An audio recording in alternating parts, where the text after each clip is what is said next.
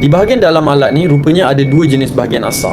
Satu untuk pre-cut yang raw, satu lagi untuk finishing bagi licinkan getah wiper.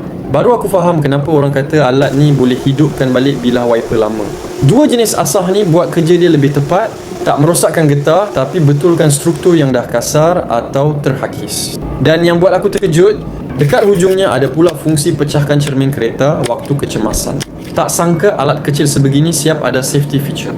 Memang berguna kalau berlaku hal yang tak diduga. Jadi aku terus bawa keluar ke kereta. Cuaca panas sekarang sudah cukup buat aku nampak betapa teruknya keadaan wiper aku. Aku angkat bilah kanan dulu, masukkan getah wiper dalam slot alat ni, asah perlahan-lahan. Geseran kecil berlaku, tanda getah lama tengah dibetulkan. Aku ulang 2-3 kali sampai puas hati. Kemudian aku guna bahagian finishing bagi licinkan betul-betul. Lepas tu aku buat perkara sama dekat wiper belah kiri pula. Dua-dua belah aku asah kau-kau sebab aku nak betul-betul test sekuat mana hasilnya.